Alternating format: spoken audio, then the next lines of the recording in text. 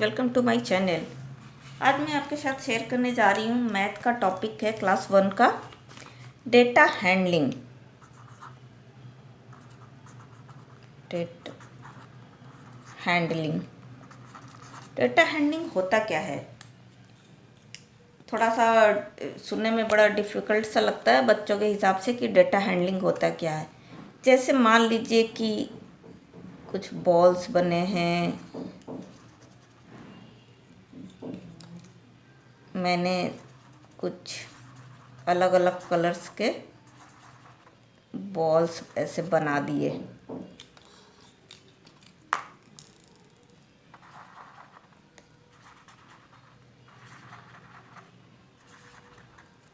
इस तरह से बना दिए हैं मैंने। अब इसको, ये बहुत सारे बॉल्स हैं, 1 2 3 4 5 6 7 8 9 10 11 12 बॉल्स हैं। लेकिन 12 बॉल्स, टोटल 12 बॉल्स हैं। कौन से कलर का बॉल कितना है? अगर हम देखते हैं कि ब्लू कलर्स के कितने बॉल हैं, तो 1 2 3 4। तो यहाँ पे हम इसको रिप्रेजेंट कर सकते हैं कि ब्लू कलर्स का जो बॉल है कितना है, 4।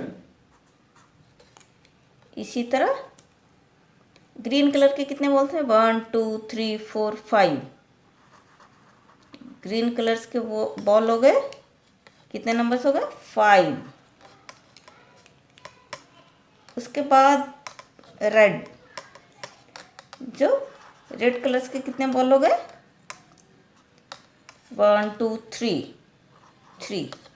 तो बेसिकली यही डेटा हैंडलिंग है कि किसी भी चीज़ को ऑर्गेनाइज वे में रिप्रेजेंट करना। किसी भी डेटा को ऑर्गेनाइज वे में रिप्रेजेंट करते हैं तो वो डेटा हैंडलिंग कहलाता है। ये बहुत बड़ा हो सकता है, अगर बहुत ज़्यादा कुछ डेटा हो और उसको हमें किसी को बताना हो, दिखाना हो, तो हम कैसे करेंगे?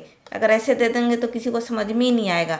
लेकिन अगर किसी तरीके से रिप्रेजेंट किया हुआ है, उसको किसी कोई ऑर्गेनाइज मैनर में किया हुआ है, तो हम किसी को अच्छे से बता सकते हैं और वो समझ सकता है। तो उसको ही डेटा हैंडलिंग कहते हैं। अब मान लीजिए कि क्लास में बहुत सारे बच्चे हैं, एक क्लास में 30 बच्चे हैं, ठीक है, 30 स्टूडेंट्स हैं, ठीक है। अब 30 स्टूडेंट्स में किसी को फुटबॉल खेलना है, किसी को फुटबॉल खेलना है, किसी को बैडमिंटन खेलना है, मान लीजिए किसी को स्विमिंग करनी है। अब अगर सारे बच्चे टीचर को बता रहे हैं कि मुझे फुटबॉल खेलना है, मुझे बैडमिंटन खेलना है, मुझे स्विमिंग करनी है, तो टीचर कैसे उसको याद रख पाएगी कि किसने क्या बोला है? उसे समझ में ही नहीं आएगा कि कितने बच्चे फुटबॉल खेलने के लिए बोल रहे हैं, कितने, जब तक वो उसको किसी तरह, किसी भी मैनर से ऑर्गेनाइज ना करे, रिप्रेजेंट ना करे कि हाँ कितने बच्चे फुटबॉल खेलने वाले हैं, कितने बच्चे बैडमिंटन खेलने वाले हैं, कितने। तो क्या कर रहेगी, सिंपली सबसे पहले सब पूछेगी कि फुटबॉल खेलने वाले सारे बच्चे एक एक कर बताएं। तो वो मान लीजिए कि 12 बच्चों ने बोला कि मुझे फुटबॉल खेलना है। उसके बाद बैडमिंटन खेलने वाले बच्चे हो गए 8।